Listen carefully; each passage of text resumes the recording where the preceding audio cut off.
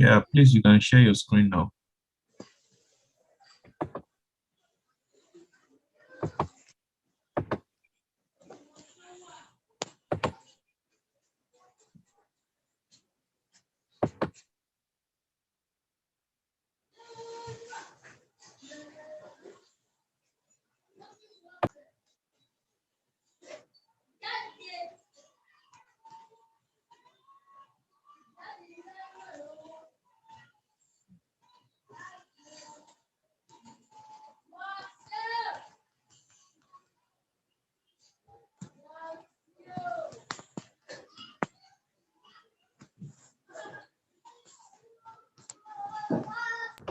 Yeah, you can start.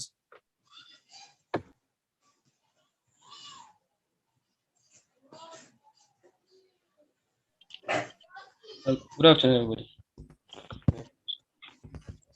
So, can everyone hear me?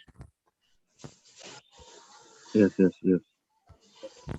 We stopped at bisection method last week.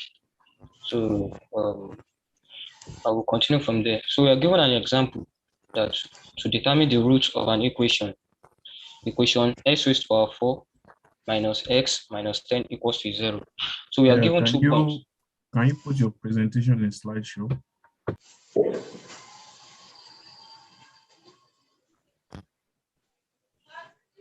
It's in slideshow already, sir. It's not.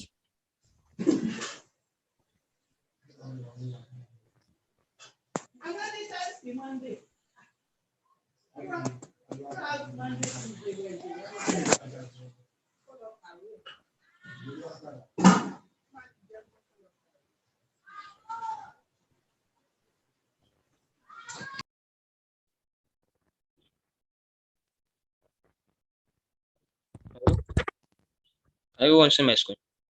Yeah, go to slideshow. It's in slideshow already, sir. I don't know why. Go to after file, home, insert, design, transition, animation, then you see slideshow there. Click on that. Okay, sir.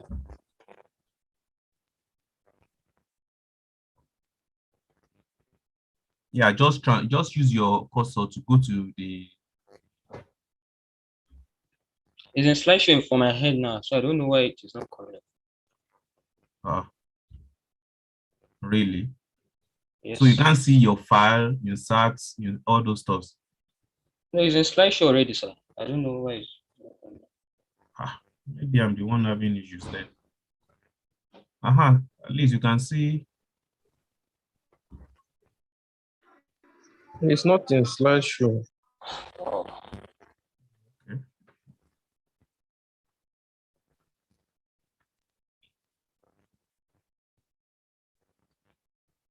Yeah, there's no need for you to keep your screen off.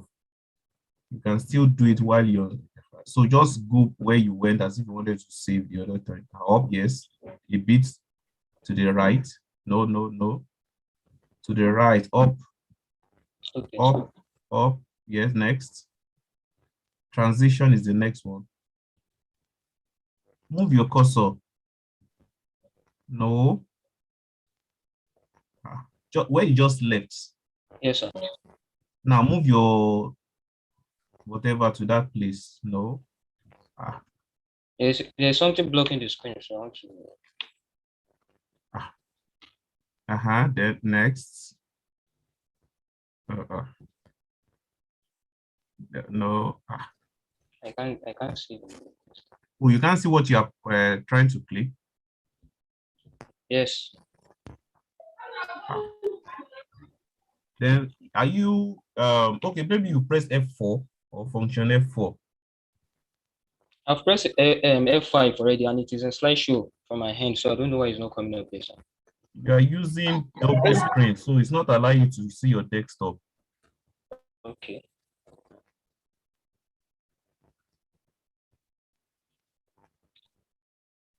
So you should click F4 or something.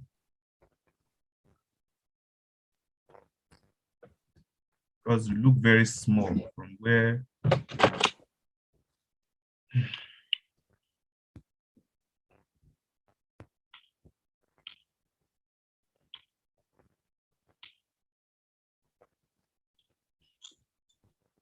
Maybe someone, What? Cindy, maybe you should, Cindy, maybe you should try it from your hand. I don't know where it's on. You can leave and then join and reshare the screen. That may solve it. Okay. Okay, exit then. Press F4 on your system as you are. So Okay. it will show you options. Maybe you're supposed to use two screens or one screen.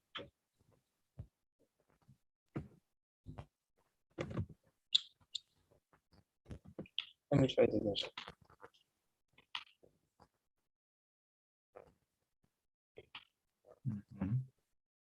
Yeah, no, yes. Is this solution? Yeah. Wait, can I continue, sir? No, you didn't click on the slide list, you know. The slideshow, yeah. I don't know what that- Okay. Can you all see a screen? We can, but not on slideshow. That is Is not on slideshow. I think you should go to the place you can increase the zoom of his camera where he has 69% written by years. Go to the come to not the 100. After the 100, Okay. there's an icon there. Click that icon. Yes, That's what I'm exactly. clicking. Is it on slideshow now? It's still not on slideshow. If you click the icon, it's supposed to put us. We On should slide. see your screen on slide. Yeah, it's on slides for my head now, so I'm curious why it's not coming up over there. Maybe you escape your screen. Press escape on Okay. your keyboard.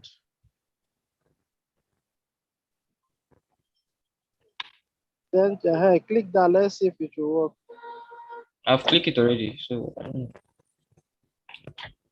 Yeah. Then there's an issue. Well, you can just continue. Let's see what we can make do with this. Yeah, those of you who are presenting with him, you're just leaving it his fate. You should help him with the sharing of the screen.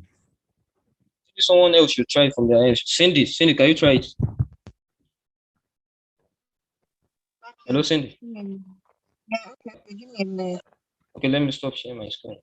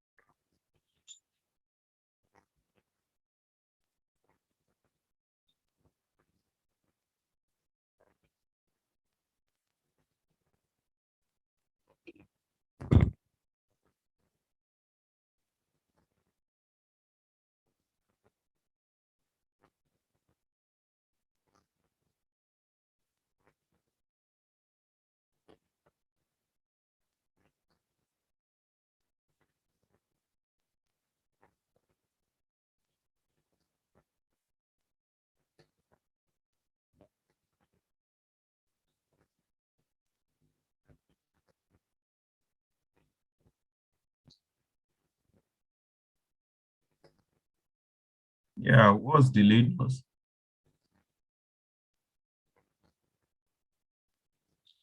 Cindy want to share her screen. Connect my laptop. What? I'm trying to connect my laptop to Zoom.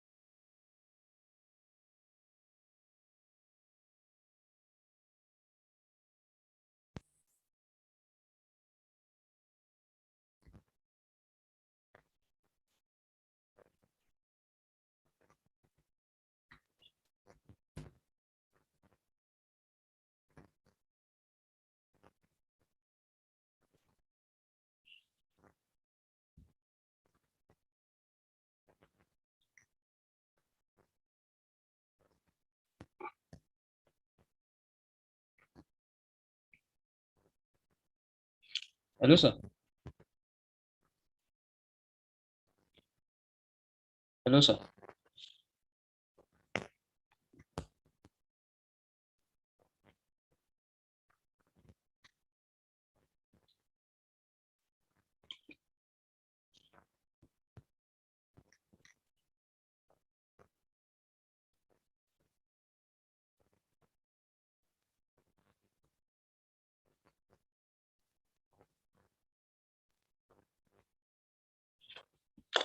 Hello, sir.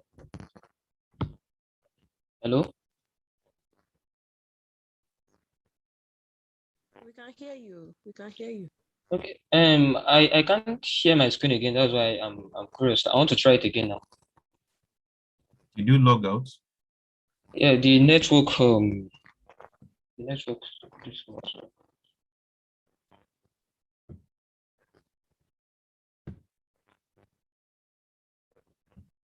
Okay, so you can try. Okay, sir.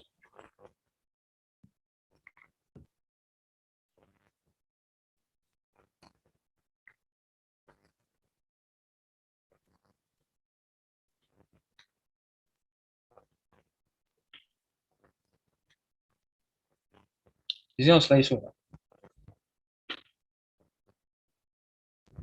No, it is not. Can you stop? When you stop, click on that setup slideshow.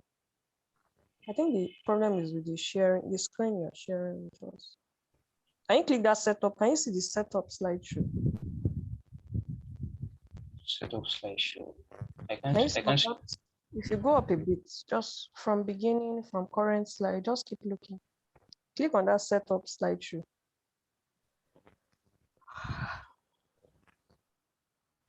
Can you move your mouse up a bit? Yeah. That menu bar, on the menu bar, there's a setup slideshow. Then come down to your right. That one. Can you click on it? Okay, hold on. Can you do browse by an individual? That Okay. second option. Can you try Yeah. that?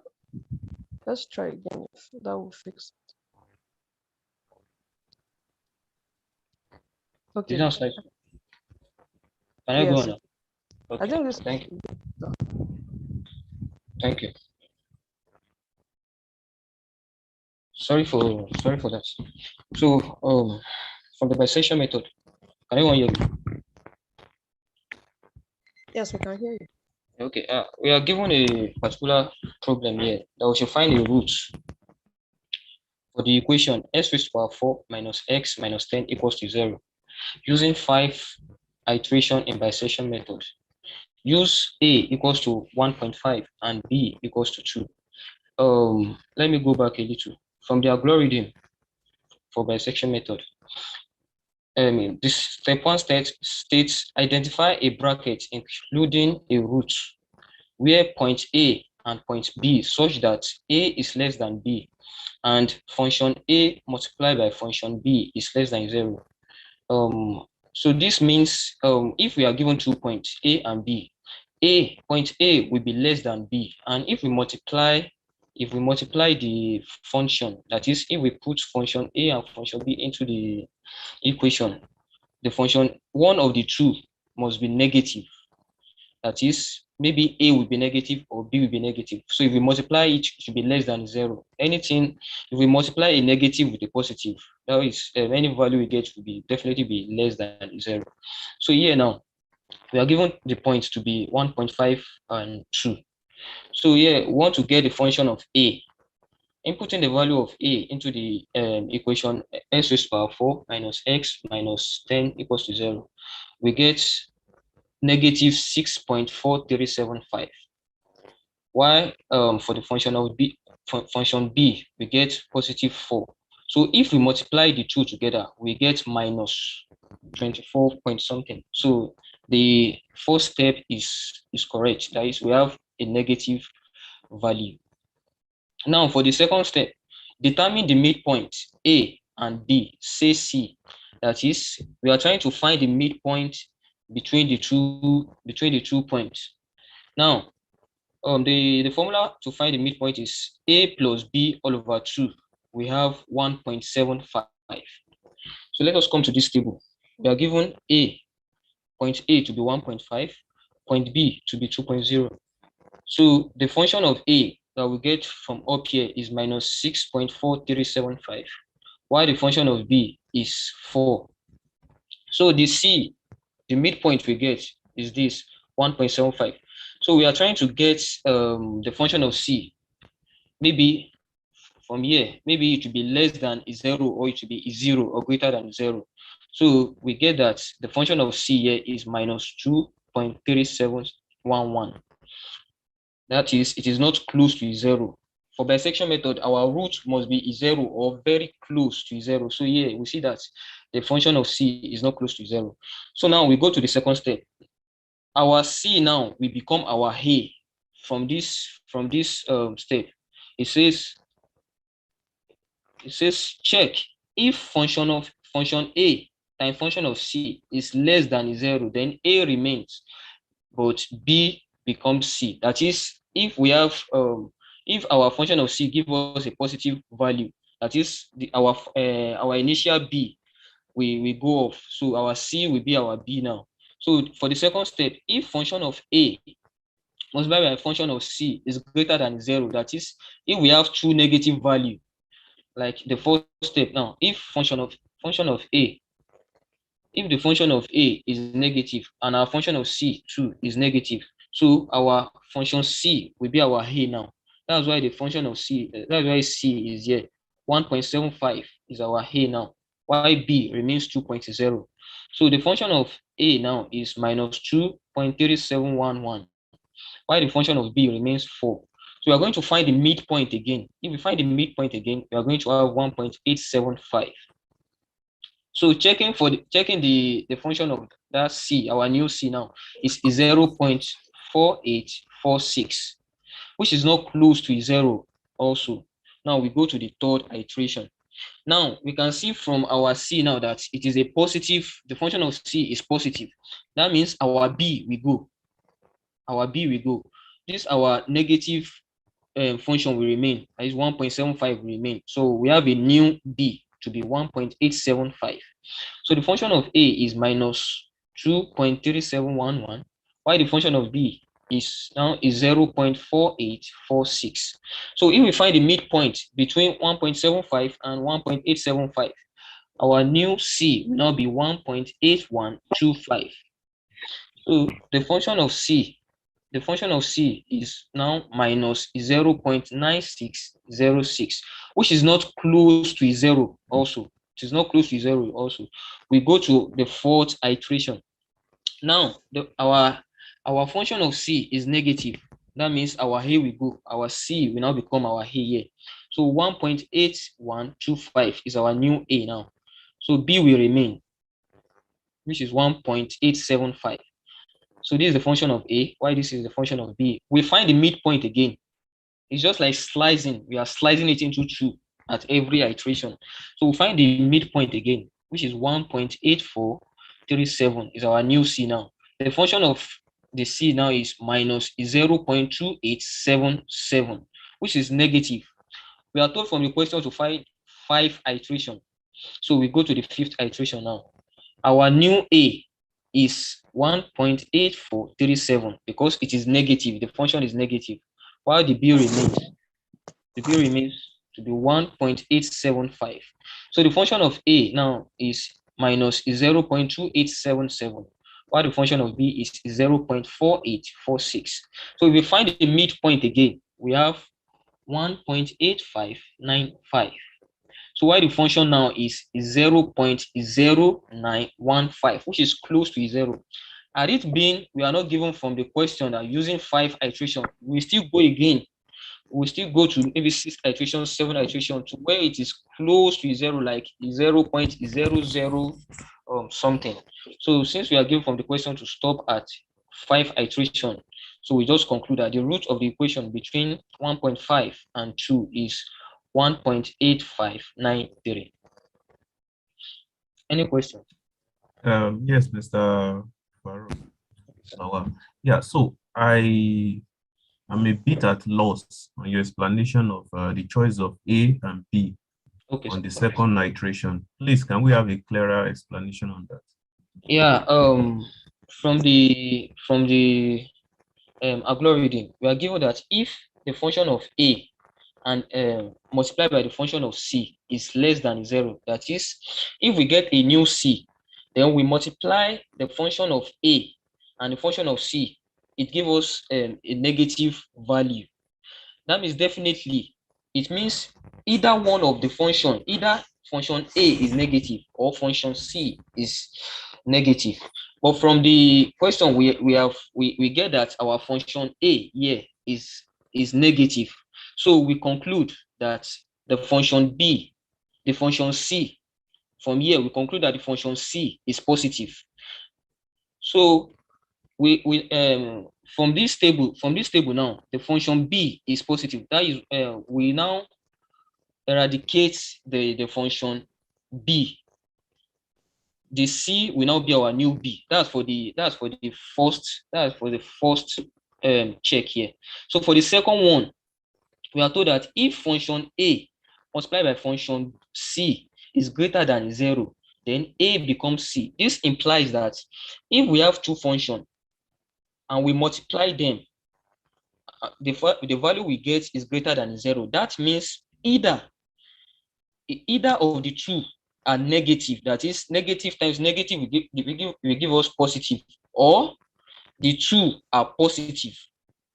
But from here, we know that the function of A here is negative. That means the function of C is negative also. That's why this condition is greater than 0. So from here now, we can see that our function of C, from the first iteration, our function of C is negative. If we multiply the function of A and the function of C together, we have a positive value. That's why we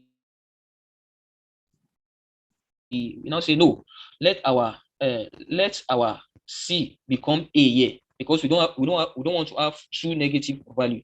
Our C will now we replace our A here. Then our B, which is positive, will remain. That is, for all the steps, for all A and B, one A will be negative. The function of A will be negative, while the function of B will be positive. Okay. Well, I think why I'm asking this is for a clearer perspective. Well, I think instead of you having to explain that, you should probably do a the evaluation where you arrived at A, C becoming positive, A becoming, and choosing this should be included in your slide so that at least everyone will be able to understand when they are reading by themselves. Because if I give you a problem like this and you present this to me, of course, you're going to miss a lot of marks because I didn't see where you evaluated the value to show that our C or something is C. You say we should check C. Check C. You have showed me that C is negative or C is positive or the root of C equals 0. And even the algorithm, please go to the algorithm. Now look at the last one. Say check C. If f of A dot f of B equals 0, then C is a root. Now probably you should state that if function A dot function B is close to 0, because that's the condition that you asserted by choosing that f of C equals or is one of the roots in the next slide that you have. That's the last f of C, which you say is close to 0. Close to 0, yes. Yeah, so I think you should say close to 0 because there's a possibility that I will not get 0 in its entirety for several iterations. Okay, sir. I'll do that. Yeah, you can continue, sir. Okay, so the next on this thing on the presentation is fixed point. Sorry, Mr. Farouk. Okay, those Yes, are sir. the iterations you did in the slides you just skipped over. Yes. Next slide, let me see. So the next slide is another method for solving non-linear equation. The first one is bisection. So this is the second method now, fixed point iteration method. X. Can I continue, sir? Yes, Mr. Olumide Fakorede, can you mute yourself? You are disturbing. Sorry, can you please go back to the previous slide? Okay. I didn't catch the. So what's the solution eventually? Yeah, the solution is we are told to find the root, as in the root between the points 1.5 and 2. And we are given the condition here that if the function of A and the function of B is close to 0, that means that's our root. So from here, the function of A and function of B is close to 0. That's why we pick 1.8593 as our root of the equation. Okay, thanks.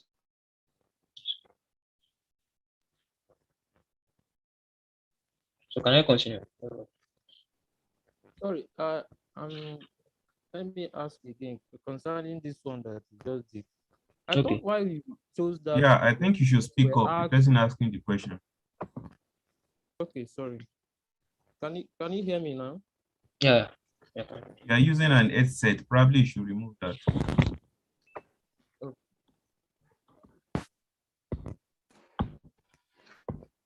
Is it better now? Better. Okay, so my question is regarding the choice of the root, because he said we should perform 4 iterations. I thought it's because we were asked to do that 5 iterations rather. So at the 5th iteration, whatever root we get there is our root. So no, if they ask us to, no, at times the what question. I'm saying, if they ask to do.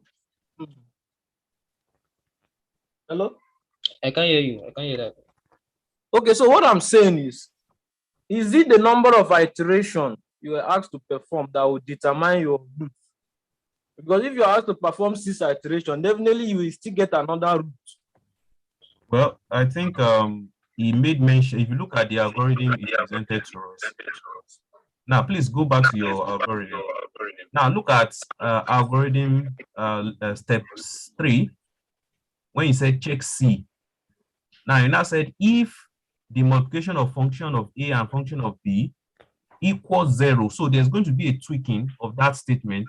If close to 0, then C is a root. So if you are told that you perform like a bisection method on this without a number of iterations previously given or initially given, then you continue up until when you multiply function of A and function of B, if it is significantly close to 0 as compared to the previous one you are doing, then you could stop, because I feel that there's no way that you continue to multiply any number, even 0.1, that will give you 0.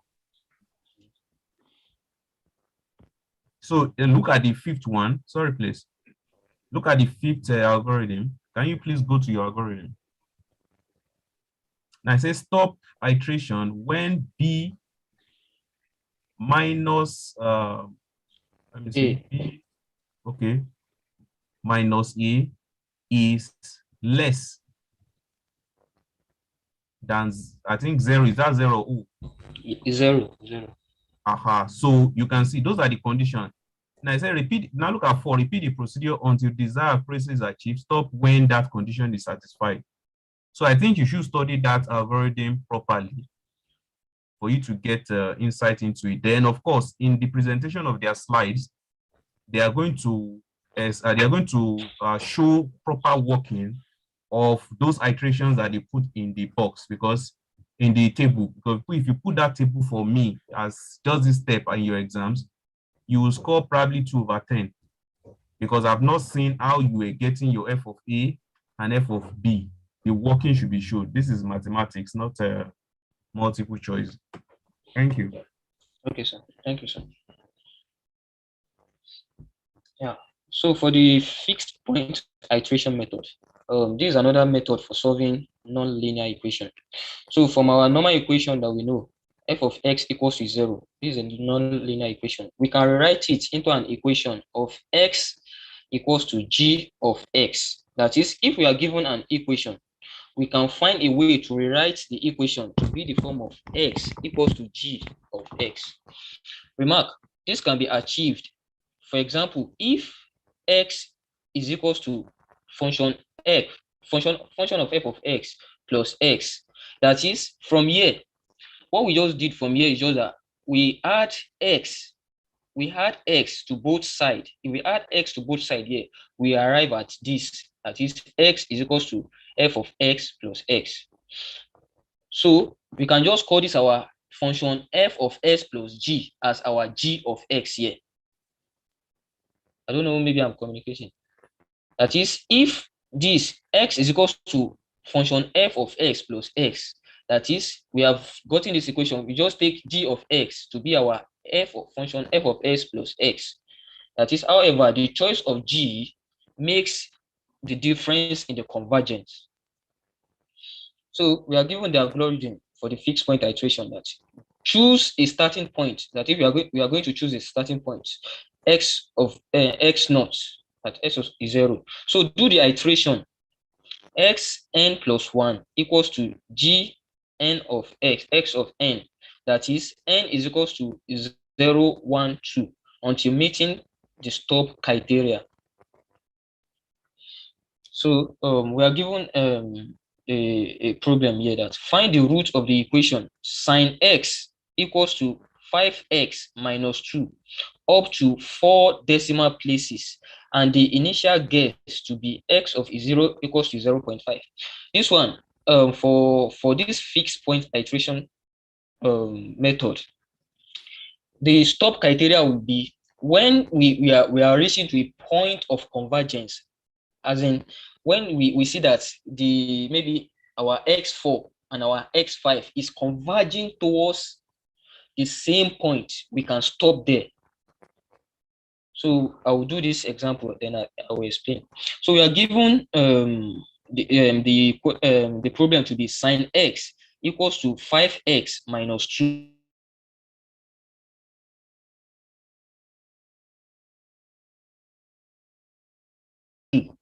Now, hello, can anyone hear me?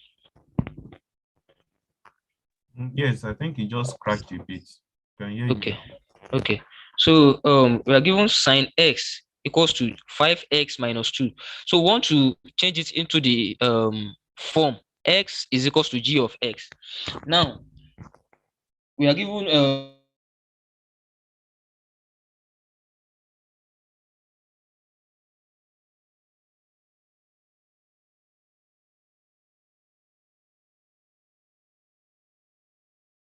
equation 1 to be x. Hello? Hello? Yeah, I think your network is scratchy, but we can hear you now. Okay, sorry, sir. So this is the equation we are trying to get. X is equals to g of x. Now for the iteration, x is equals to x n plus 1. That is, if it is increasing, n plus 1 equals to g of x n. That is, if we are increasing, if x of n plus 1, if n is 1, we have x2 like that. So our g will now be x1. I don't know, maybe I'm communicating. Yeah. From this increment, if our n is 1, we have x n x1 plus 1, that would be 2. So our g will now be g into x1. So if sine x equals to 5x minus 1, now we want to change it into the form x equals to g of x. Now let us make x the subject of the formula. If we make x the subject of the formula, we have, that is, we are moving this 2 to the other side. We have sine x plus 2 equals to 5. If we divide both sides by 5, I can write it as 1 all over 5 into bracket sine x plus 2 equals to x. That is, therefore, we have changed it into the form x is equals to g of x. Let's 1 all over 5 into bracket sine x plus 2 be our g of x. Now I can write it to be x n plus 1. That is, I want to be iterating, I want to be incrementing it. X n plus 1 equals to 1 all over 5 into sine xn plus 2. Can I go on? Yes, please continue. Okay, so for the first iteration now, let us take our n to be 0. We can recall from the question that we are given our initial guess to be x naught to be equals to 0.5. Now, if our n is equals to 0, so here now, this one will now be x is 0 plus 1. That will be x1 equals to 1 all over 5 sine x naught plus 2. So we will have this equation x1 equals to 1 all over 5 sine x naught plus 2. So our s naught is 0.5. That will be sine 0.5 plus 2. If we solve this equation here, we have our x1 to be 0.4959589. Okay, Mr. Farouk. Yes, sir. Yeah. Do they still use there's one table like that they used to check sign, whatever? Is it still existing? Is Four it figure log table. reading table or something? And that's 4 figure table. The sine Yeah, table. 4 figure table. Is it still available? Yes, yes, they should.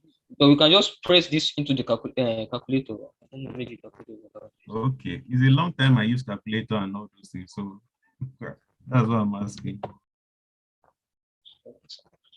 So if we press this into the calculator, we just sine of 0.5 plus 2 all over 5. We arrive at our x1 to be 0.49589. So for the second iteration now, we increase our n from 0 to 1. So our n now is 1. If our n is 1, so this xn plus 1 here will now be x2. So our sine xn will now be x1 here now. So the value of our x1 is 0.49589. So that's what we have here. So if we solve this one to that is sine 0.49589. If we press that into calculation plus 2 divided by 5, we get 0.49516. Remember from the question that up to 4 decimal places. Now, for the 4 decimal places of this one, we have 0.4958. But here, we have 0.4951. You can see there's gap. There's gap there. So we go to the third iteration. So for the third iteration, our n will be equals to 2. If our n is equals to 2, that is, we have x3 equals to 1 Can you go all to over. the last one instead of having to explain that again? Okay, now for the x3 now we see that we have 0.49503. So when we go to the fourth iteration also, the fourth iteration, we see that we have 0.4950. So comparing the x3 and x4 now, our x3 is for 4 decimal places is 0.4950.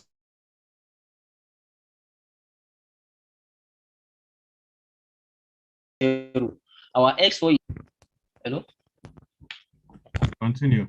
Yeah, so we can see that it is converging to 0.4950 up to 4 decimal places. So we can just stop our iteration here because we notice that the 4 decimal places it is converging to 0.4950. So our approximation to the root is 0.4950. Any question, please?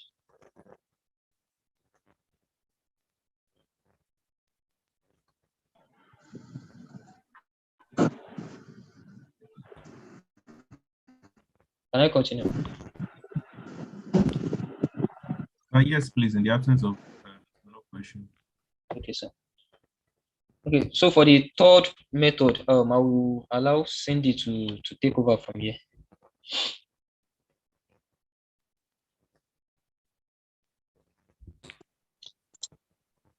Okay. All right. Okay, so good afternoon. Good afternoon, everyone. I don't know if you can all hear me. So I'll be taking on the third method for calculating nonlinear equations, secant method. So in this method, the first thing that we have to do is to assume 2 points. So from the graph that is in the slide, there are 2 points here. Let's start with 2 points, x0 and then x1. So when these 2 points are projected on, this graph, on this curve, x0 will, give f of x0, and x1 would give f of x1. Now, if you connect those 2 points on the graph by a secant line, the secant line, sort of touches or it crosses the x-axis, like you can see here, it crosses the x-axis. And then that point that it crosses the x-axis is, we'll call that point x2. And then x2 gives f of x2. So now for secant method, you take the new point, the point that crossed the x-axis, that's x2. So you connect that with the previous point, x1. So if you draw a line, a secant line, connecting x1 and x2, it would also cross the x-axis and it will form another point, x3. Right? So x3 is the new point now. And then Hello. we take, I think there should be like a cursor showing us what you are referring to as the secant line and the crossing on the x-axis and the y-axis. okay. Okay. It means I have to share my screen from my hand. I think Mr. Farouk can be helping you out. I don't know. Okay. All right. So, okay, let me just start all over, right? So we have 2 points. We're assuming 2 points, x0. This is the x0 point, x0. No, up. No, up. Yes, x0, right? And then we have another point, x1, right? So now when you project the 2 points on the curve, it would give f of x0, which is the one that is very dark in color. So when you project x0 on the curve or on the graph, you would get f of x0, sorry. Then if you also project x1 on this graph, you would get f of x1. Now in the secant method, so usually you connect those 2 points. You connect the point f of x1 and the point f of x0. So where those 2 points are, you connect it with a secant line, right? So this dashed line, right? So when you connect those 2 points together, it crosses this x-axis, as we can see. This is the x-axis here. And then that place that it crosses the x-axis, it forms another point, x2 here, right? And then when you also project x2 on the graph, you get f of x2. So in secant method, you take the new point that is being formed with the previous point. So that is f of x2 and f of x1, right? So those 2 points, when you connect them together on this curve or on this graph, right? The dash line, connecting f of x1 and f of x2, it crosses the x-axis as well to form another point, x3 here. And when that is being projected, you get f of x3. And if we continue that way, we continue connecting points, 2 points, f of x3 and then the previous point, f of x2. If you join that together, connect it together, it will form another point crossing the x-axis. So that will be x4. So it goes on and on and on like that. So that's how the secant method works, right? So from the right-hand side, the right side beside the graph, this is the formula when you're trying to, or when you want to solve a nonlinear equation using the secant method. So you have f prime of x, f prime x equals f into bracket x plus h. So the h here is representing the 2 points, right? So if the 2 points are x subscript I and x subscript I minus 1, so these are the 2 initial points. So if we substitute those 2 points into the formula above, right? So we get this so this is just like the generation of the secant method formula, the formula that you use. So this is like the generation of getting that formula.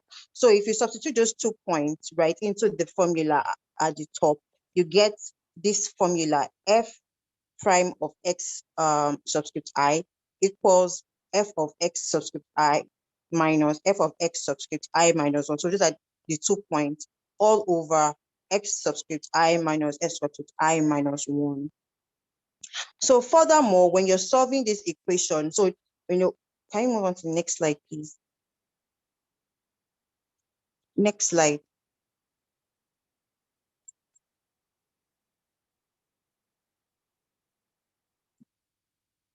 No, not this one. The one. Okay, all right. Is it this one?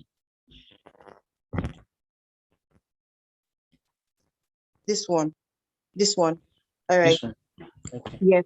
So as I was saying, and we're trying to generate the formula, the secant method formula, right? So formula for finding the values in a non-linear equation using the secant method is given by, so the formula in the previous slide was being broken down, and then eventually you get the secant formula that is highlighted in the slide, which is x subscript I plus 1. So that is 1 point equals to x subscript I, the second point, minus f of x, that's the function of x subscript I, all into brackets, like an each bracket, and then you have s subscript I minus x subscript I minus 1 all over the function of s subscript I minus the function of x subscript I minus 1. So let us just look at an example to see how we can use the secant formula or the secant method to solve nonlinear equations. So we are given this example. So it says solve the system of equation below using initial guesses. So we already mentioned the 2 points, right? Those 2 points are like initial guesses, right? And this has already been given in the question, whereby the first point, x naught, equals 0. And then the second point, which is the second initial guess, x1 or x subscript I, x subscript 1, sorry, equals to 1. So we are asked to solve for 3 equations, 3 iterations, and we've been given the nonlinear equations to be f of x equals x squared minus 2x plus 0.5. So now let us just recall the secant formula for solving nonlinear equations. So now you're giving, this is the formula, right? And so let me just explain the initial guesses and then substituting that into the formula. So let's look at the formula now. So x subscript I plus 1 is the second, or let me call it the what we are looking for. Let me say what we are looking for, right? And then x subscript I has already been given, minus f of the function of x subscript I, all into brackets, s subscript I minus x subscript I minus 1, all over f of x subscript I minus f subscript I minus 1. So x subscript I from this question is 1. Why am I having different? So x subscript I, let's call that x1, which is equal to, there's a mistake here, which is equal to 1. But okay, I think I made a mistake in this So let's just assume it is 0.5. So I think that was like a typographical error. So x subscript I plus 1 is what we are looking for. And we've been given x subscript I and x subscript I minus 1. X subscript I from the question is 0.5. That is x subscript 1. And then x subscript I minus 1, which is x naught, is been given to be 0. Right? So let us look at solving the equation using the formula. Next slide, please.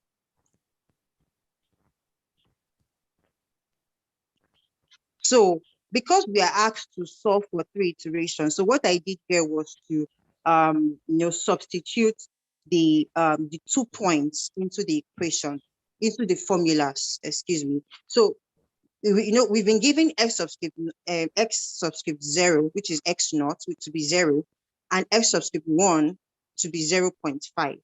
And the next thing that we're looking for is x subscript 2. We're looking for x subscript 3, and we're looking for x subscript 4. And I mentioned earlier when I was making reference to the graph that you have 2 points, and then if you draw a line to connect those 2 points, you will get another point, x subscript 2, which can be projected to give f of x subscript 2. Now, to get x subscript 2, we've been given x1 and we've been given x naught. So we can find this next point, right? So we can use x naught and x subscript 1 to get x2 from this equation here, from this formula here. Now, when we get x2, like I mentioned in the graph, we would use x2 with x1 to get the next point, x3. So you can see from the formula here, x subscript 3 equals to x2, which we would have gotten, minus the function of x subscript 2 into bracket x subscript 2 minus x subscript 1 all over the function of x subscript 2 minus function of x subscript 1, right? So when we do this, we would get the point, when we're making reference to the graph now, you connect x subscript 2 and x subscript 1. When you connect those points, you draw a secant line, you would get another point crossing the x-axis to be x subscript 4. Now, using x subscript 3 and x subscript 2, we can get x subscript 4, right, from the formula that is on the slide. So now let us move on into solving each of these points, or get to each of these points. Next slide, please. Right. So here, x subscript 1 has been given to be 1. And then to get the function of x subscript 1, we would substitute the value of x subscript 1 into the equation. So wherever we see x, we would put 1 there. So we have the equation to be x squared minus 2x plus 0.5. Now we will substitute 1 into where we see x. So you have into bracket 1 raised to power 2 minus 2 into bracket 1 plus 0.5, and that would give negative 0.5. And then we've been given x subscript 0 to be 0. And to get the function of x subscript 0, we'll do the same thing to substitute the value of x naught into the equation that has been provided in the question.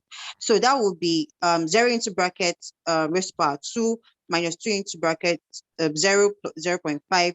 That would give 0.5.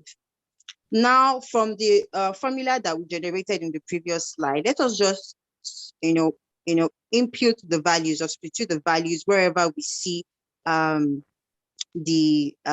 we're looking for. So we're looking for x subscript 2, and we already have x subscript 1. So x subscript 2 equals to 1, which has already been given from the question, minus the function of x subscript 1, which you have already solved, to be minus 0.5.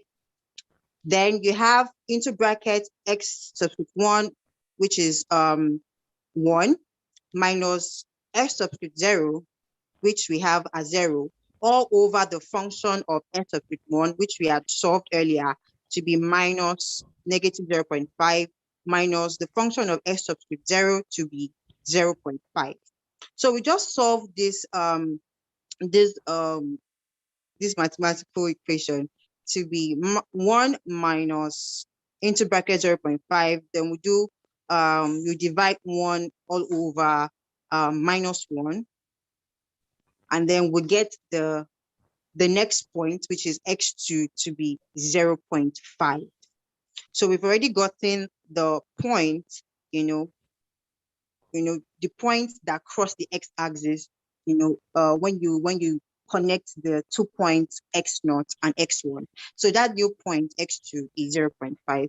So now to solve the next point, when you now connect x2 to x1, or f of x2 to f of x1, that's x3. Now to get that point, we'll use this formula that we generated earlier. Now we're looking for f of x3, sorry, x subscript 3. And now we already have x subscript 2 from what we solved before, to be 0.5. Now to get the function of x subscript 2, we'll substitute the value of x subscript 2 into the equation in the question.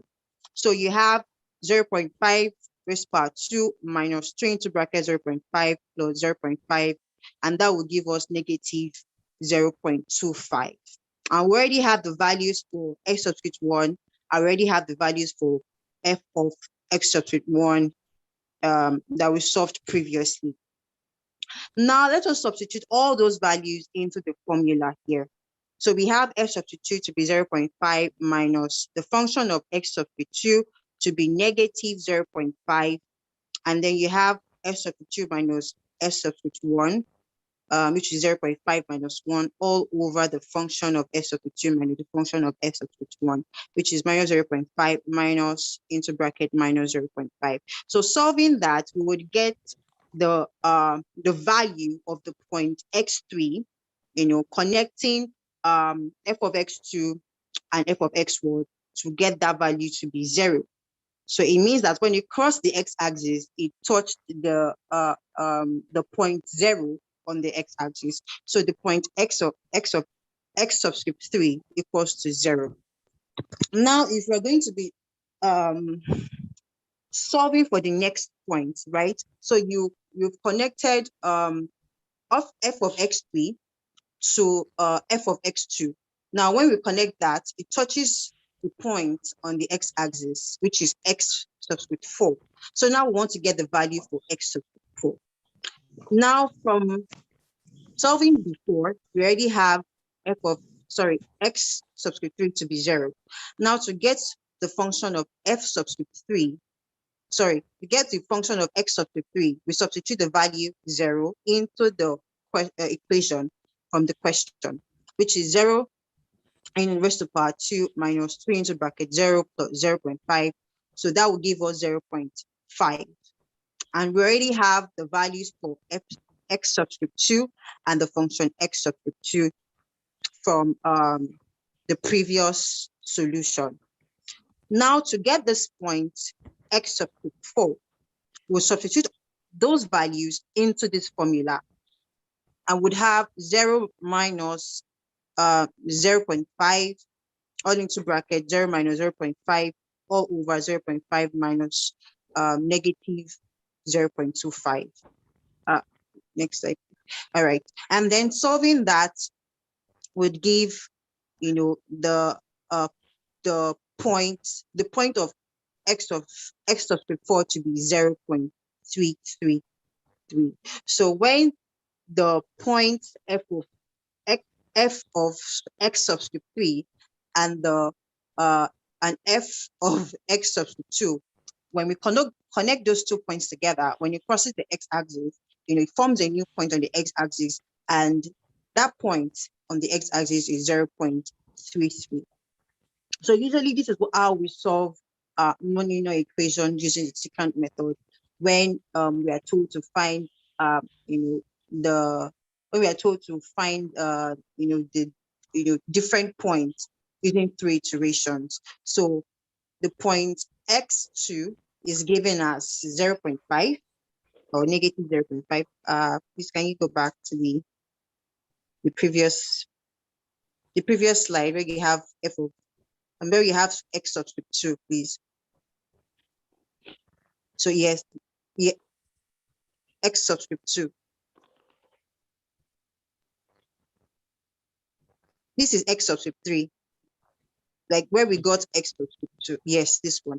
Yeah. So we got the value, of point x2 to be 0.5, and for x3 to be 0, and for x subscript 4 to be 0.33. So that is all for the secant method for solving nonlinear equations. Are there any questions?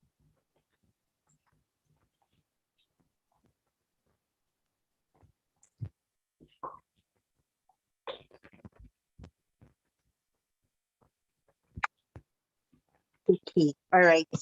Since there are no questions, I'll just move on to the next method. So this next method is called the Newton-Raphson method, right? So usually this Newton-Raphson method can also be used to solve linear equations, and it can also be used to solve nonlinear equations. And for linear equations, it is Newton-Raphson method. Raphson. Okay, thank you, sir. Raphson. All right, to solve equations for solve linear equations using the Newton-Raphson method, we use this formula x subscript I plus 1, right? Because it deals with just one variable, right? And that will be equal to x subscript I minus the function of x subscript I all over the derivative of the function x subscript I, right? And then we use this equation to solve linear equations of when the function of x is equal to 0. So an example of a linear equation is an equation with one variable, like I mentioned earlier, like is being displayed in this slide. But when we are solving for multiple variables of an equation, that is equations that are non-linear, the formula is a bit different, but you're deriving the formula for non-linear equations from linear equations. So we can see an example of a non-linear equation here and below here. So let's move on to the next slide to see how the non-linear equation is being derived from the linear equation. All right. So now to solve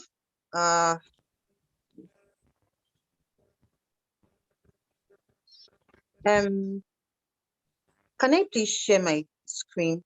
Because it's not, let me share my screen so that Okay. it's clearer from here.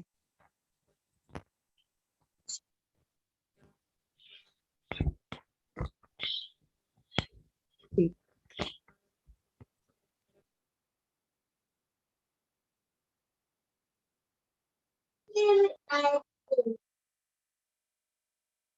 Oh, I've been disabled from sharing screen.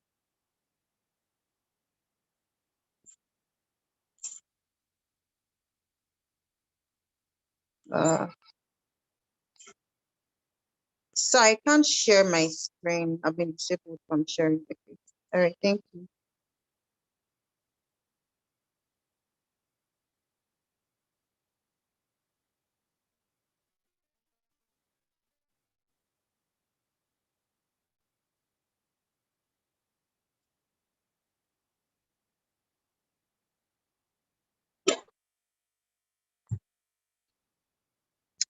Okay.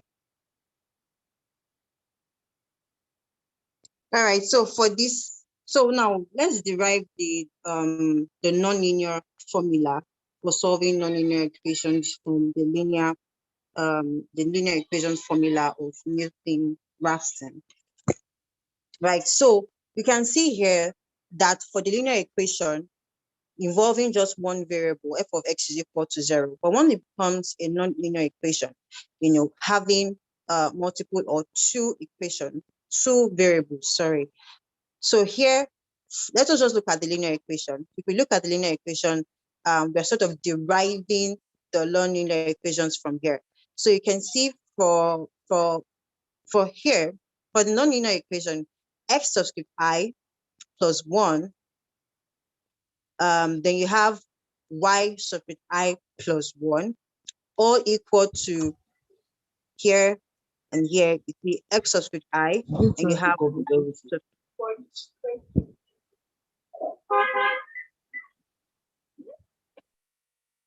then you have y subscript I minus into bracket. So for this Newton-Raphson method, we introduce a I won't call it a constant, but we introduce another value called the Jacobian. So the Jacobian is what is different when you're solving a linear and a non-linear equation. So the Jacobian is not used when you're solving linear equations, but when it involves non-linear equations, the Jacobian, that's the inverse of the Jacobian, is introduced in order to get the value for that we're looking for in the non-linear equation. So here is the inverse of the Jacobian. This is J inverse subscript x subscript I and then y subscript I into bracket. Then you have the function of the variables. So f1 subscript x subscript I, y subscript I. Then you have the function, the second function, or second equation, sorry, the second equation, subscript x subscript I. Then you have y subscript I. So the x subscript I that we can see from this formula is the first guess. So just like the secant method, you're usually given guesses, 2 guesses for the Newton-Raphson method as well. So x subscript I is the first guess for x, and then y subscript I is the first guess for y. So you're giving 2 guesses, 1 for x and then 1 for y. So now I just want to sort of break down the Jacobian, right? So this is the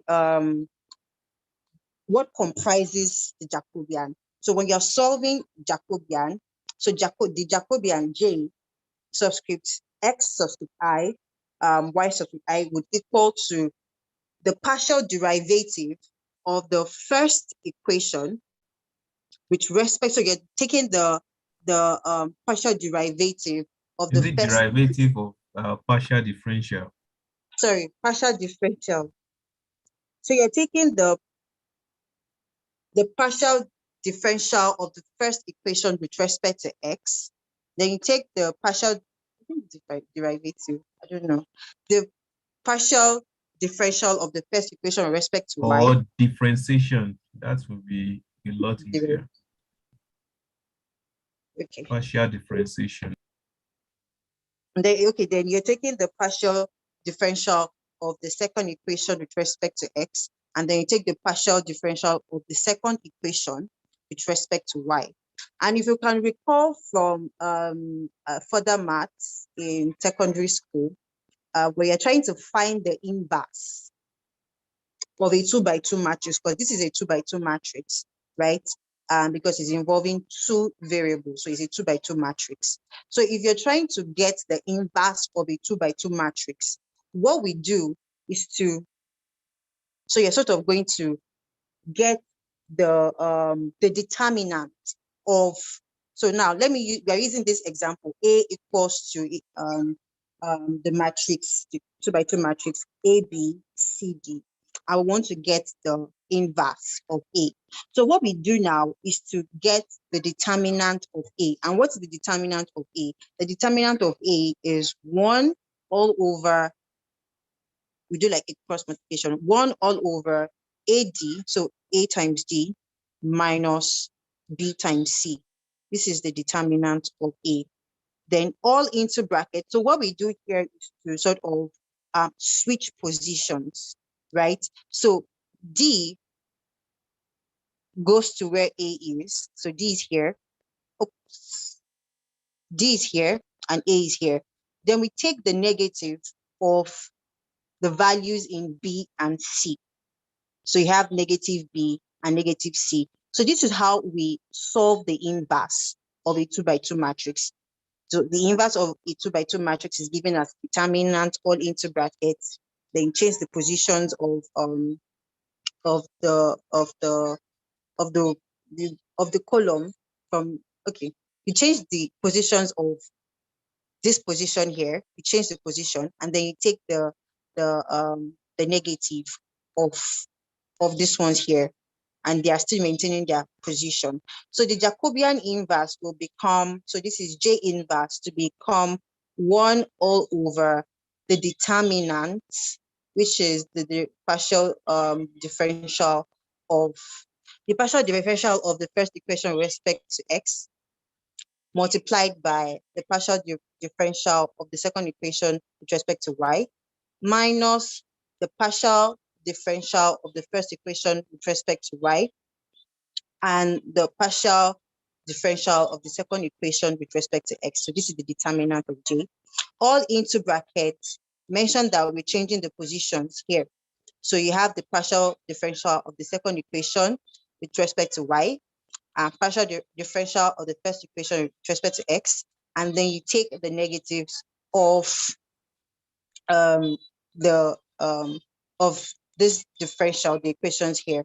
So you take the negative of it. So that's how we get the Jacobian inverse. So now we know how to find the Jacobian inverse, and we've been given x subscript I.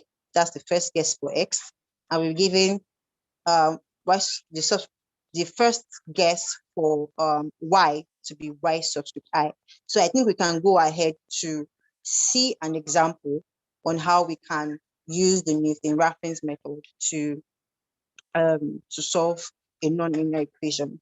So this question says, solve the system of equations below using initial guesses of x to be 1.5 and y to be 3.5. So we are solving for 2 iterations, and we've been given 2 equations here, right? So I mentioned that for non-linear equations, you're dealing with multiple variables, and multiple equations. So here you have x raised to power 2 plus xy equals to 10 as the first one, and the second one to be y plus 3xy squared equals to 57, right? And usually when you want to solve a non-linear equation using this Newton-Raphson method, I would suggest you start solving the Jacobian, first, before proceeding to the other part of the formula, right? So if you're going to get the Jacobian inverse, so this is the equation here that we derived, that we mentioned earlier in the previous slide. And now if we're to get the partial derivatives of these equations with respect to x and y, so we do this here. So the partial derivative of, let us start with the partial derivative of the first equation with respect to x. So the partial derivative of the first equation with respect to x. So this is the first equation. So we collect from further maths in secondary school. We are finding the partial derivative. We sort of hold the variable that we are not differentiating, right? We sort of like, we just turn it to 0, like we just close it, like we don't see it. So it's sort of like, there's blank, like there is nothing there. So we are just focusing on the variable x that we're trying to take the partial derivative of. So here we can see x, to take the partial derivative of this first equation with respect to x. So we bring 2 here, that'll be 2x, 2 minus 1. I'm sure we already know this. So we have the the partial derivative, partial differential of this first equation to be 2x plus, then there's an invisible 1 on this x here. So that will be 1 times x to be x, 1 minus 0 to be 0, and x raised to power 0 according to indices is 1. right? So we are left with y. So that is plus y. So now to get the value, right? This is what we have. Now to get the value, we've already been given the initial guesses, right? The first initial guess for x and the first initial guess for y, which is x equals 1.5 and y equals to 3.5.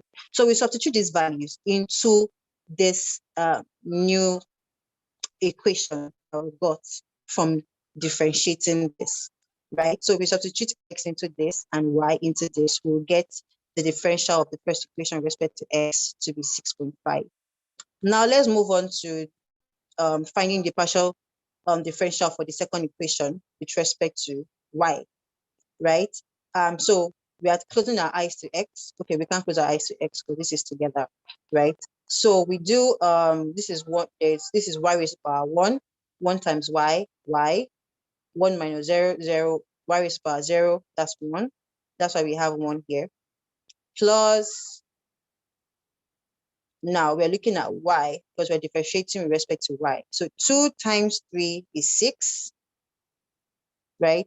So we have 2 minus 1, that's 1. So we have 6xy, right? And then we substitute the values, you know, from the initial guesses here, and we get the the partial differential of the second equation with respect to y to be 32.5.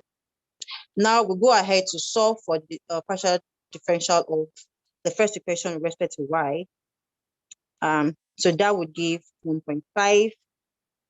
So no, so we mentioned now, right? X here, we're closing our eyes to this, so this is like 0, right? And then we differentiate with different we differentiate. Please, can you speed up your... Oh, okay, all right, okay. All right, so that's how we get the partial derivative for the first equation with respect to y, and then we get the partial derivative of the second equation with respect to x. So we substitute all these values into the Jacobian, substituting into the Jacobian, right? And we get this to be 1 all over this. So we just follow the way they are arranged in the equation, and then we get the value. Sorry. So we get the inverse of the Jacobian to be this, right? Now, if you go back to the equation for solving non-linear equation, so we've gotten the Jacobian inverse, right? Now let us find the the function of x subscript I and y subscript I. So that is the function of the first equation and the function of the second equation. So what we are doing is to substitute the initial guesses here into the equation here. So we have for x and we have for y. So so f of 1 here equals to, and we substitute the values of x and y, and we get negative 2.5. And we do that for the second equation, and we get this value as well. So we've already solved for the Jacobian inverse, and we've gotten for this. We already have the value for this, which is already given in the question. That is the initial guesses. So we've gotten for this, which is what we are looking for.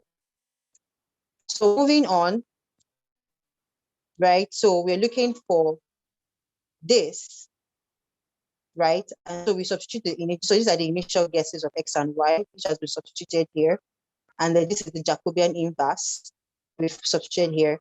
And then from this equation here, which has been substituted here, right? So how do we solve this? So what we do is we take this value here, negative 2.5, and we multiply it by the entire row here, right? So you multiply negative 2.5 by this, negative 2.5 by this. Then you take this second value and you multiply it by this, and you multiply it by this, and you get this this value here. And then how do we go further to get this value for x1 subscript 1 and y subscript 1? We had the rows of the matrices together, right? So add this together. We had this together. We add this together to get this. And then to move on, we subtract 1.5 from this. We get this value. We subtract 3.5 from this. We get this value. So now we've gotten the values of x subscript 1 to be this negative 0.062, and the value for y substitute 1 to be this, which is 7.434. So now, using these values as the second guesses, we find the second iteration for the nonlinear equation. So we repeat the same process. We find the partial differential with respect to x, substituting the values of the second guesses that we got prior. You substitute that value into the equation after differentiating. So we do all of that, and then we get Jacobian inverse, using the same process. So we get that to be this. We substitute the values of the second guesses. Next. All right. Next. And yes, so that is how we solve a system of equation, non-linear equation, using the Newton-Raphson method. I don't know if there are any questions. I'm just a bit curious. What do you do? What do You're a I teacher? do? No, I'm a product designer. Oh, okay.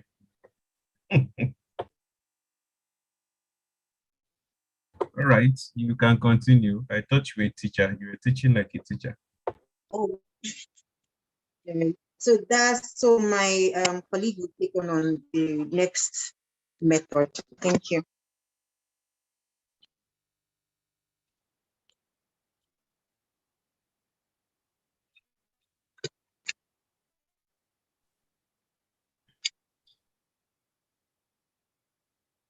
Mr. Farouk, I think there's one other fellow. Where has he gone to?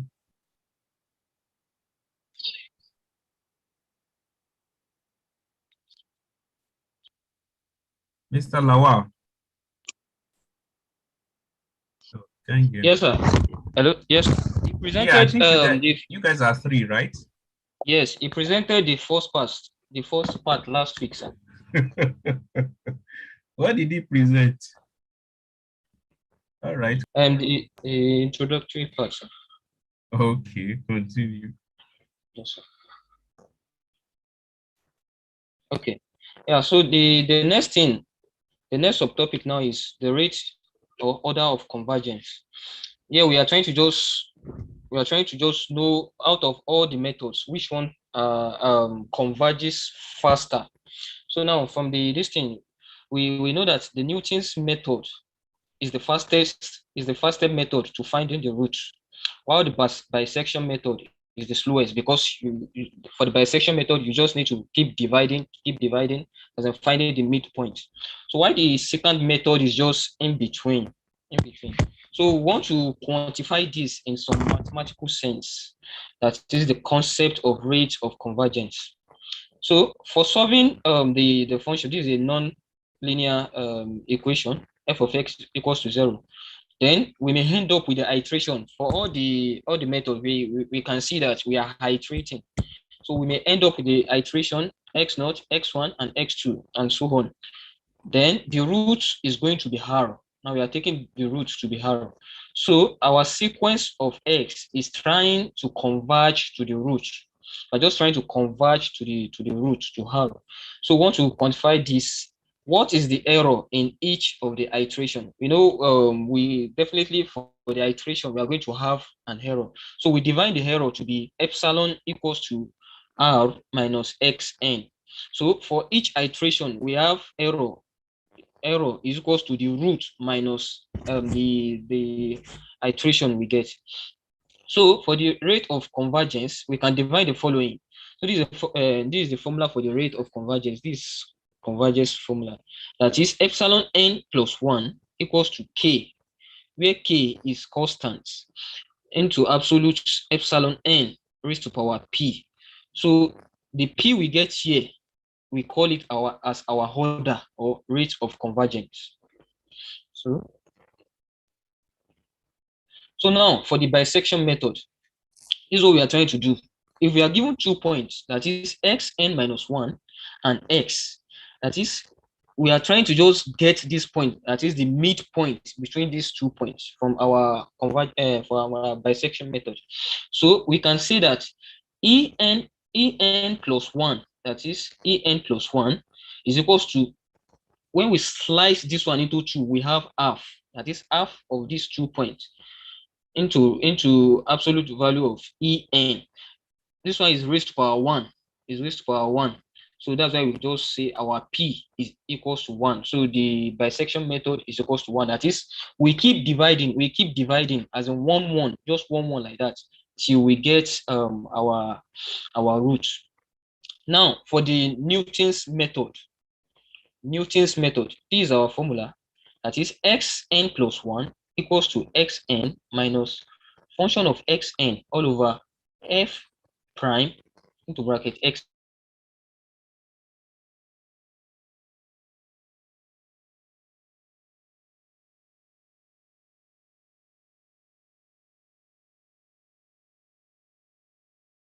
in.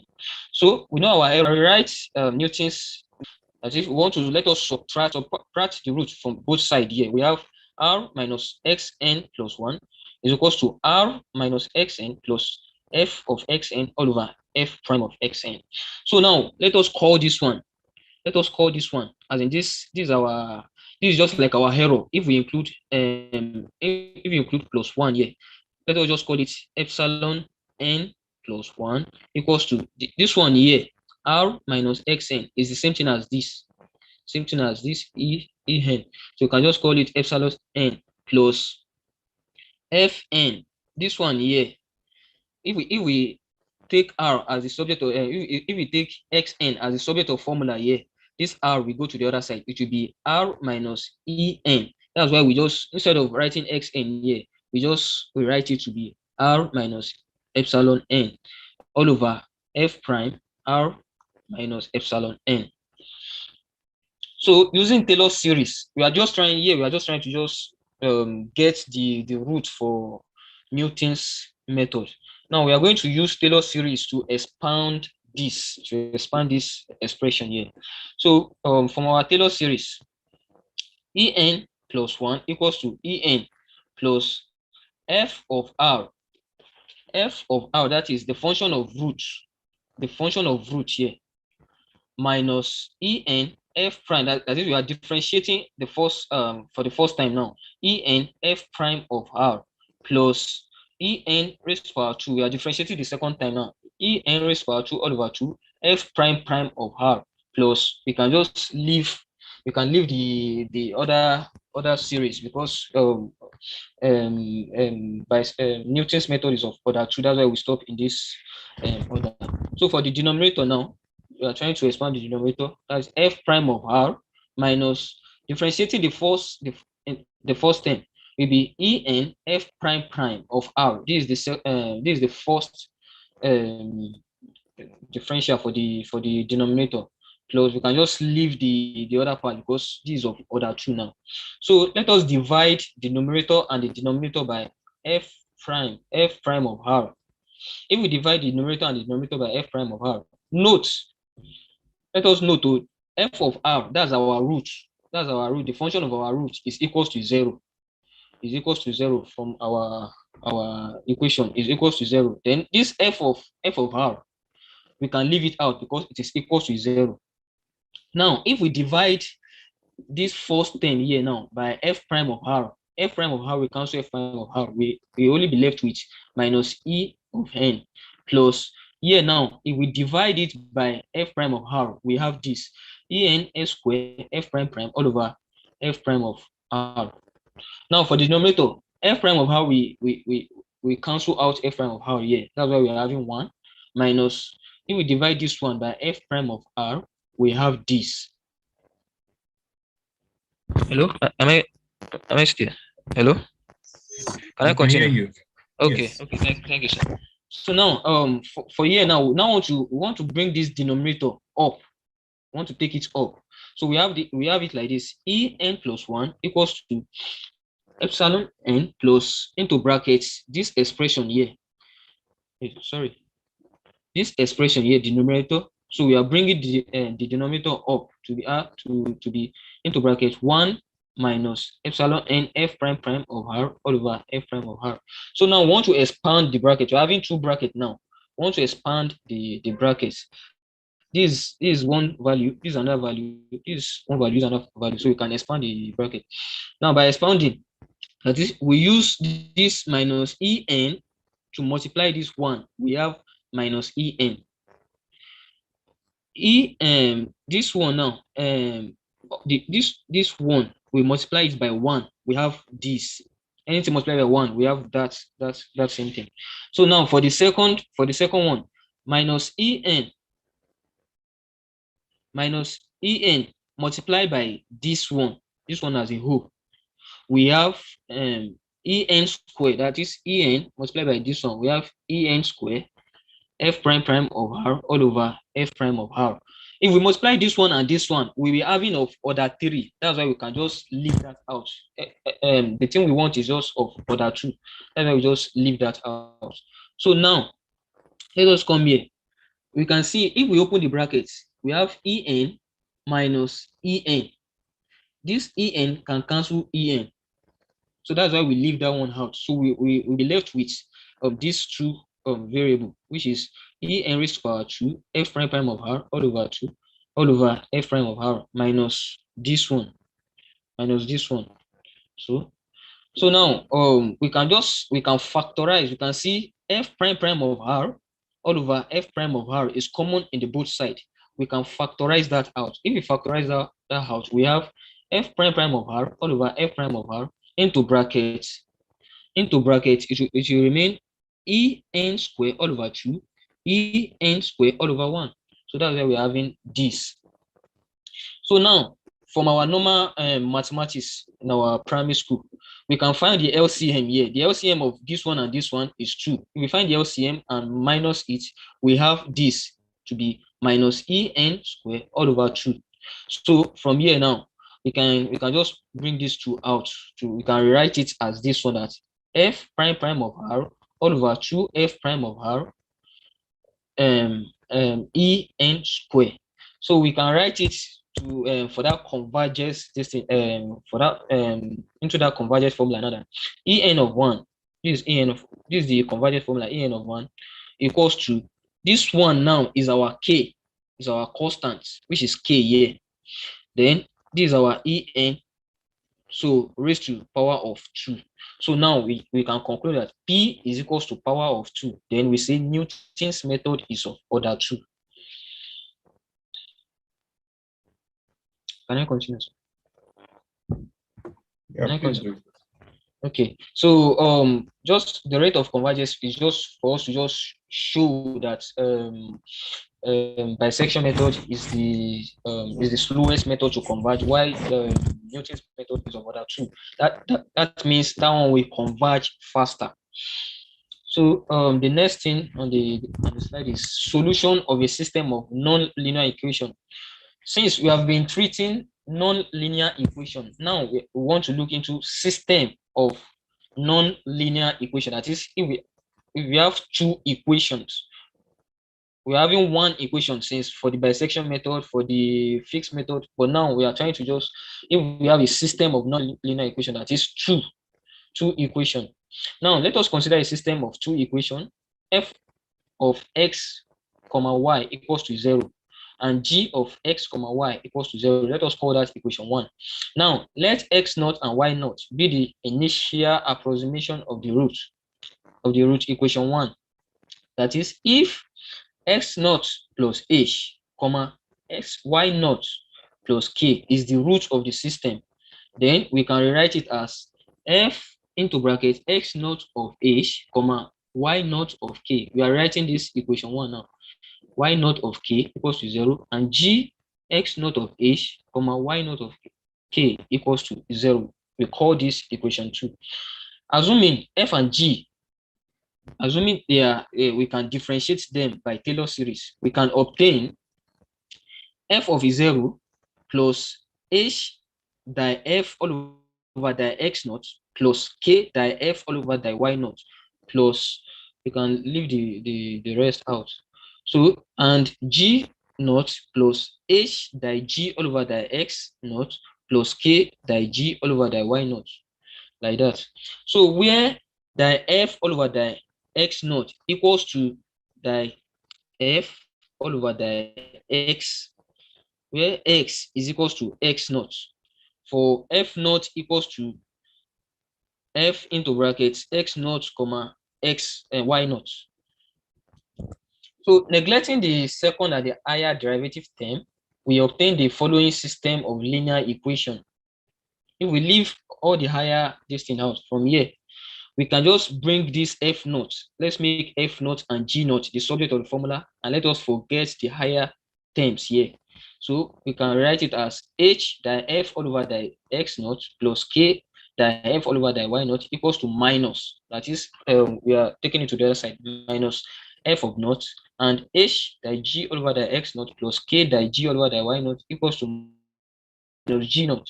So equation 4 possesses a unique solution.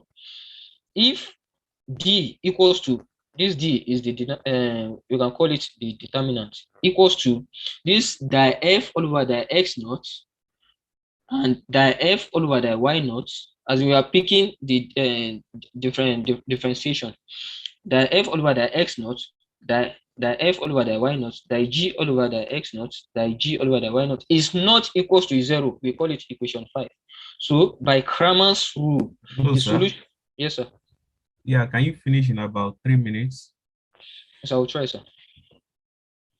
So by Cramer's rule, the solution of the equation is given by h equals to 1 all over determinant d into brackets f naught minus f naught minus f naught die f all over die y naught minus g naught die g all over die y naught, and k to be 1 all over d die f all over die x naught minus f naught die g all over die x naught into minus g naught.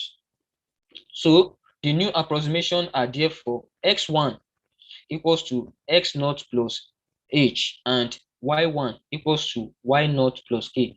The process is repeated until we obtain the root of the desired accuracy.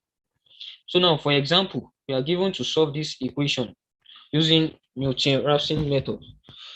We are given this system of non-linear equation, that is 3yx squared minus 10x plus 7 equals to 0, y squared minus 5y plus 4 equals to 0. So let f of xy equals to the first equation here, and g of xy equals to the second equation here. So we differentiate with respect to x first, that is die f, for this f now, die f all over die x. We are differentiating in respect to x. We have 6yx minus 10. We leave this one out, it is constant, does not have x. So differentiating f now in respect to y, we have 3s squared. So for the second equation now, g of x comma y, if we differentiate in respect to x, we have 0. There's no x there, we have 0. So differentiating in respect to y, we have 2y minus 5. So now, taking our x naught and y naught to be 0.5, as initial approximation, we just need to just input the value into the equation, that is y naught and x naught to be 0.5. If we input it into the equation, we have our f naught to be 2.375 and our g naught to be 1.75. So die f all over die x naught, that is our die f all over die x naught. Now we input the value of x naught and y naught into this equation. We have minus 8.5. Why our die f all over die y naught, input the value of x naught here, we have 0.75. Why this one is 0 already? So our g all over the y naught, if we input our value of y naught into the equation, we have minus 4. So from the formula, d is equals to the f all over the x naught, the f all over the y naught, the g all over the x naught, the g all over the y naught. So if we input all our value here into this thing, so our determinant will now be 34. From the last presentation, my colleague told us that the determinant is multiplying the two opposite side minus the other opposite side. We have minus 34. So now our h will now be equals to 1 over determinant into brackets minus f naught, that f all over the y naught, minus g naught, the g all over the y naught will be equals to 1 over 34. We have all this value already. So if we input it, it will be equals to 0.318. While for k, 1 over d, we input all our value here, we have 0.4375. So now our x1 is equal to x naught plus h. So our x naught, we are given from the distance to be 0.5. So our h from here is 0.318. If we plus it together, we have our x1 to be 0.818, while our y1 to be 0.975. So now we do the second approximation again. We do the second approximation. Our f1, we have a new value for f1. Now, if we input the f1 into this initial equation, now, our f1 will be 0.7019, while our g1 will be 0.1914. So if we input our value of x1 into this initial differentiation, to this differentiation here, our x1 into this differentiation here, we have our di f all over the x1 to be 5.3988, while our di f all over the y1 to be 2.0076, while our di g all over the x is 0. We know that already. Our di g all over the y, if we input the value of y1 into the equation, we have minus 3.125. So to get our determinant here, if we input all this value, if we input it now, our d will be equals to 16.8712. So to get our h now from the formula, 1 over d into bracket minus f1, so our h here will be 0.1525, while our k will be 0.0612. So our x2 now is x1 plus h.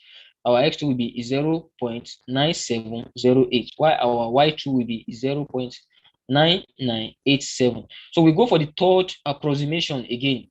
If we use all the steps, our x3, we get our s3 to be 0.9993, while our y3 to be 0.9999. So we can see they are converging. They are converging to be 1. If we approximate the two, it will be 1. So we can just conclude that, therefore, x is equals to 1 and y is equals to 1. That's the end of the presentation, sir.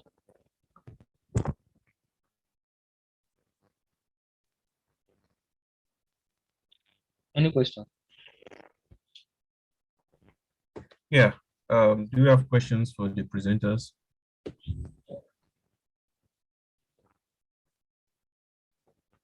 All right. In the absence of no question, I want to commend the two presenters.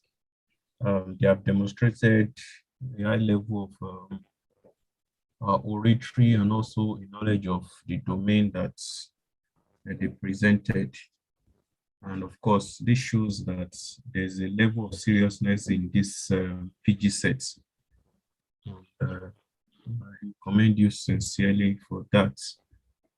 Well, I think I welcome grading from the audience, your perspective on their presentation and delivery. What do you suggest they are grading? So you can write in the chats. So while I'm waiting for your grades, let me quickly take the attendance before I run. All right. Ordinary Day Moses.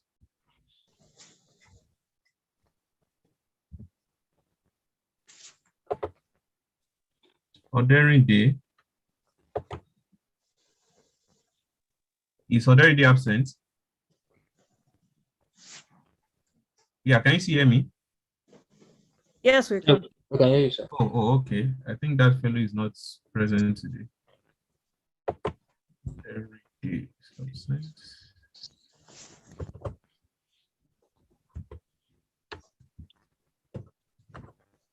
Okay. Akinroloba. Akinrola Bulolade, sir. Present. Okay. Emmanuel Kichuku. Emmanuel Kichuku. Present, sir. Ezekiel Toby. That guy. Has the guy dropped out?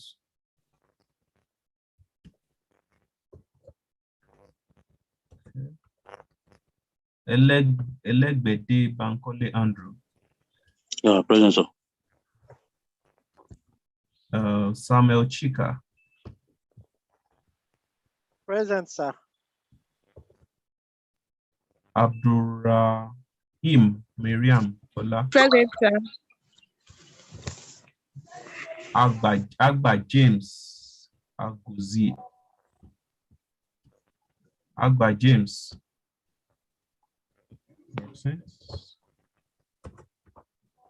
Namdi Chukwu Emeka. Present, sir. Are you sleeping? I'm not, sir. Osagwedua Ebenezer. Present, sir. Shontan, a bit Shotan, something. Cindy. Present, sir. Okay. Akin Wande Uluwatobiloba. So Present, sir. Oluwasusi Victor. Oluwasusi. Absent. Okay. Lawa Farouk present. Oladipupo Olakuwade.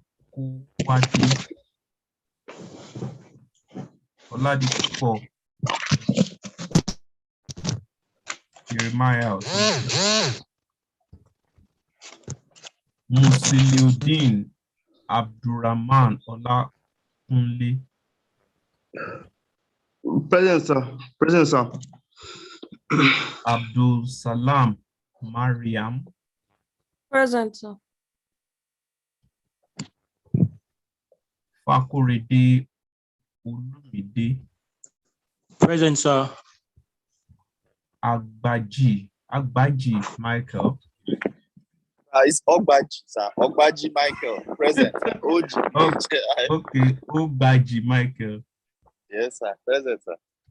Oh, sorry about that. Okay. Uluka Prince. That guy has consistently been absent. Okay, Jebutu. Jebutu Morifelu, sir. Present, sir. You guys are just correcting me as if I don't know how to pronounce. Sorry, At sir. least I'm trying now. Moshood Aliu. Absent. Okay. All right. So the two people that presented, I think I'm coming. Let me scroll up. We have a Shontan. Abi, is it Shotan or Shontan? Chonton. Yeah. Okay. So we have an average of scores for you guys. Then the next person is Lawal Farouk. So coming. Who is the last person in this group? The Bankole Elegede, sir. What? Elegede Bankole. Where is the Is that fellow present? Yes, sir. Yeah, it appears you did not participate actively in this presentation. What is the reason for that? No, the issue is that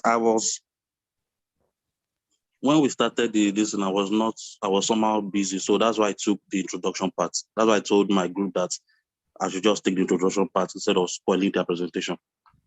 Well, that's go against spoil. So do we give you a 0? No, I tried now, sir. Sorry, sir. I tried. I still took the introduction part, sir. The introduction is not sufficient enough for you to be graded equally with them. I know, sir, but the 0 is as if I'm not there at all, sir. Okay, so should we give you 1? No, sir. That is approximately 0 too, sir. So suggest a grade. The class you suggest for me, sir. I can't suggest Ah, myself. okay. Let me go back to the class. Class, can you private chat me? Okay. Oderinde Moses is present. Ah, I've marked 2 people absent. Who has time to be? I'm just coming back to the Oderinde. I was in class, sir. My network had issues, sir. I had issues with my network. Okay. Oderinde Moses, have you? Yes, sir. Present, sir. And who again complained? Ah, have you? Agba James. Is Agba James around? No. Yeah, he was around. He was one who asked the first question during the presentation. He was the one who. He asked questions during the presentation. Okay. Who again? Okay. Oladipupo Jeremiah, is that one around too? Huh? Let me see the other fellow who said he's around. Oladipupo Jeremiah is absent. Where is the Oladipupo Jeremiah? I can't see him on the group, and I'm saying, oh, you are the laddie or something. Okay. Yeah, please, just give me a direct message on this fellow's grade, though, so that we'll quickly leave here. Oladipupo, okay, present. That guy is not in class. Okay. Well, I think we have a grade for you already, as suggested by your class people. That will not be, you will not be informed on that. Thank you. Thank you. Thank you. All right.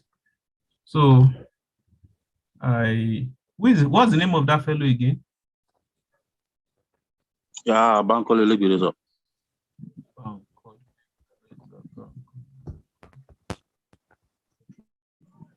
What's the surname?